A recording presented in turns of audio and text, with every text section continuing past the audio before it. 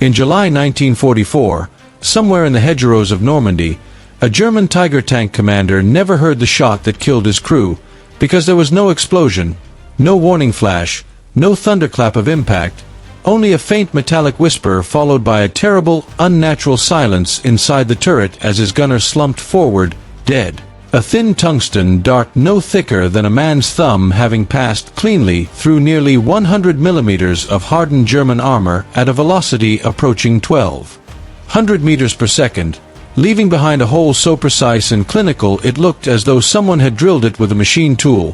while outside the Sherman Firefly that fired the shot calmly reloaded, its crew unable to see what had happened inside the Tiger and knowing only that the enemy turret had stopped moving, unaware that they had just demonstrated a weapon that did not even exist 6 months earlier, a weapon the British called APDS, armor-piercing Discarding Sabot, a 50mm tungsten penetrator wrapped in a lightweight aluminum carrier that fell away the instant it left the barrel, leaving behind nothing but mass, velocity, and the unforgiving mathematics of kinetic energy as a 76.2mm gun punched through steel that was supposed to be impenetrable, arriving faster than sound itself so that the men inside never knew they were being targeted, never heard the shot, never felt the impact until it was already over, a phenomenon so uncanny that tank crews across Normandy would later describe being penetrated without hearing anything at all, as if death itself had arrived silently, giving birth to the legend of the ghost shell, a technology born from desperation, constrained by brutal shortages of tungsten, refined through metallurgical obsession, and ultimately responsible for changing armored warfare forever. Because although the Germans had experimented with their own sub-caliber rounds, the Soviets attempted to copy the idea, and the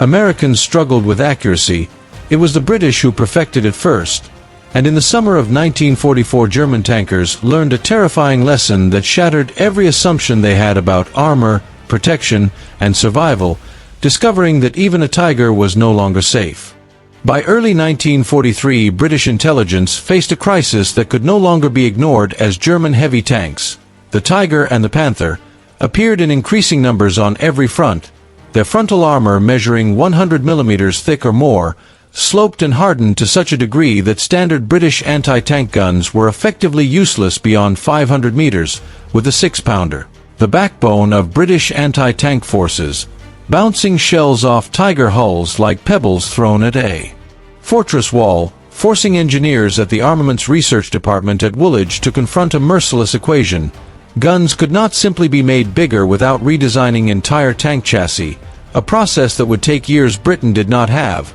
but projectiles could be made faster, and while the concept itself was not new, French engineers had experimented with sub-caliber ammunition before the 1940 armistice. The British took the idea further, wrapping a small, extremely dense tungsten core in a lightweight aluminum shell that allowed the same propellant charge to drive it to extraordinary velocity, concentrating immense kinetic energy onto a tiny impact point, an approach refined between 1941 and 1944 by designers such as L. Permeter and S. W. Koppach, whose radical innovation was to make the outer shell discard itself almost immediately after leaving the barrel so the tungsten penetrator could continue alone without aerodynamic drag, solving many ballistic problems at once but creating another that nearly killed the project outright, because tungsten was desperately scarce, with Germany exerting economic pressure over Spanish and Portuguese mines while Allied access remained limited until mid-1944, forcing Britain to ration every kilogram of tungsten carbide, the same material needed for the precision machine tools that built tanks, aircraft, and artillery. Meaning every APDS round fired represented not just a shot but a strategic decision, and so production was tightly restricted, with most British tank crews receiving only 5 or 6 APDS rounds per vehicle, the rest of their ammunition remaining conventional armor-piercing shells, but those few rounds could kill a Tiger at ranges previously considered impossible. The first combat trials came in mid-1944 when Sherman Fireflies armed with a powerful 17-pounder gun were issued limited stocks of APDS just in time for the Normandy campaign, raising the crucial question of whether British gunners could hit their targets before German 88mm guns destroyed them. A challenge compounded by the extraordinary engineering complexity of the ammunition itself, because at Woolwich Arsenal engineers wrestled with a problem that defied conventional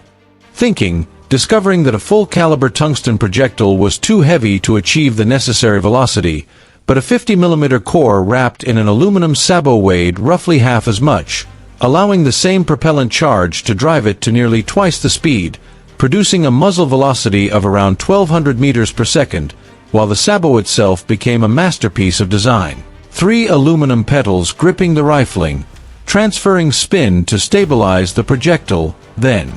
peeling away cleanly milliseconds after leaving the barrel, a process that had to be perfectly timed because if separation occurred too early, accuracy suffered, and if too late, aerodynamic drag destroyed velocity, leading to early tests in 1943 that were disastrous as sabot petals clipped muzzle brakes, damaging gun crowns and ruining accuracy, forcing teams of engineers to visit tank regiments with precision boring equipment to modify muzzle brakes by fractions of a millimeter, while factory guns were altered before delivery, and even then the tungsten core itself had to be manufactured to an exact hardness. Too hard and it shattered on impact, too soft and it deformed uselessly, with the optimal balance found in tungsten carbide with 6% cobalt binder at a density of 14.5 grams per cubic centimeter, nearly twice that of steel, producing a penetrator that behaved unlike anything tank crews had ever fired before, because during firing trials gunners noticed something deeply unsettling. When APDS rounds missed, they kicked up almost no dirt, leaving no visible splash to correct aim, forcing a complete change in training doctrine as gunners learned to fire APDS only when confident of a first-round hit, since every miss wasted a round worth more than gold. In Normandy, this theory met reality as Firefly commanders like Sergeant Dusty Rhodes spotted tigers at ranges of 400 meters or more, ordering APDS loaded with a distinctive metallic click as gunners like Corporal Mitchell centered their sights on unaware German tanks, knowing they might have only 1 or 2 shots before return fire, watching the 17-pounder bark with a massive flash, seeing no visible impact at all, and then realizing the turret had stopped moving, smoke beginning to rise as the Tiger reversed or its crew bailed out, scenes that repeated across Normandy throughout July and August as British tankers discovered they could destroy Tigers at distances where German guns struggled to respond accurately, while after-action reports consistently noted APDS being reserved exclusively for heavy targets because tungsten was too precious to waste on Panzer IVs or lighter vehicles. German intelligence soon noticed something deeply troubling in captured British vehicles: unfamiliar ammunition components made of aluminum, whose testing at Hillersleben proving grounds revealed penetration capabilities that caused alarm throughout the Wehrmacht, especially because although Germany had its own sub-caliber ammunition, the Panzergranate 40 series, Albert Speer's armaments ministry had effectively banned further production in mid-1943 due to tungsten shortages caused by Allied economic warfare, forcing a grim choice between ammunition and machine tools, and Germany chose factories over bullets, while Britain, with access to Portuguese, African, and eventually American tungsten, continued producing APDS, shifting the strategic balance in a way German tank crews would soon feel personally. By late 1944, German intelligence reports confirmed that 17-pounder guns firing APDS could penetrate over 250 millimeters of armor at 500 meters, meaning even the heavily sloped frontal armor of the Tiger II was not safe beyond a kilometer, forcing new tactical orders emphasizing maximum engagement ranges, rapid identification of Fireflies by their longer barrels and distinctive muzzle brakes, and even crude attempts at deception with painted false muzzle brakes, while British crews responded with their own camouflage tricks, turning Normandy into a deadly game of recognition and misrecognition where seconds decided survival, all while production figures told a stark story, because by September 1944 only around 400 Fireflies operated in Northwest Europe, each carrying just 6 APDS rounds, meaning barely 2,400 such rounds existed in the entire theater, compared to German production where sub-caliber ammunition had virtually vanished, while British and American supply chains quietly expanded tungsten imports, tripling APDS production by early 1945 and ensuring that Allied anti-tank lethality continued to grow as German options dwindled.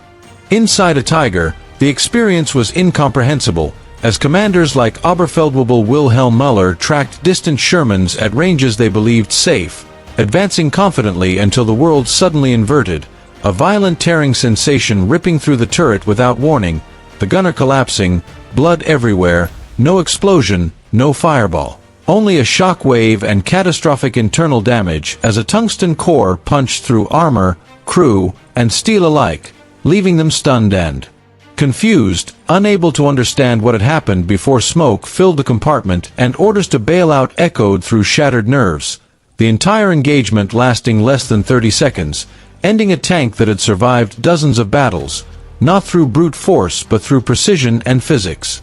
The science behind this lethality was merciless, because unlike traditional armor-piercing shells that relied on mass and explosive filler, APDS depended purely on kinetic energy, exploiting the square relationship between velocity and energy so that despite weighing far less than an 88mm shell, the APDS penetrator carried greater energy at the muzzle. And at impact, both penetrator and armor behaved hydrodynamically, flowing like viscous liquids under pressures exceeding 2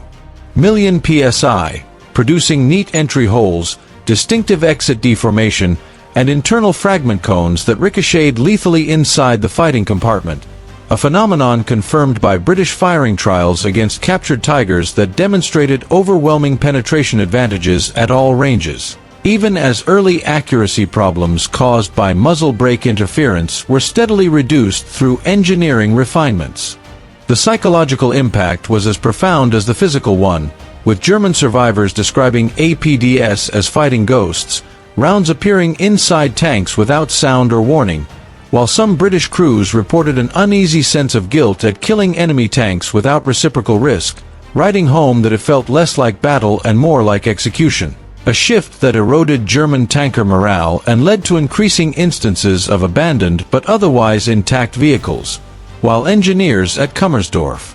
explored every possible countermeasure only to find each one blocked by weight limits, material shortages, or production realities, leaving tactical adaptation as the only option in the face of a technology they could not match.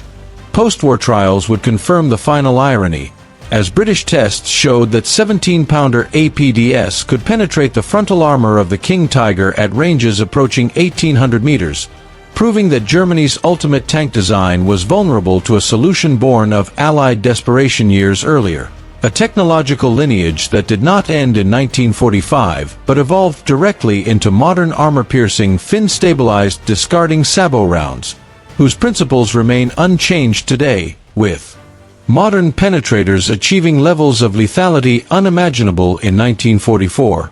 all tracing their ancestry to that first thin tungsten dart that turned steel into something like water,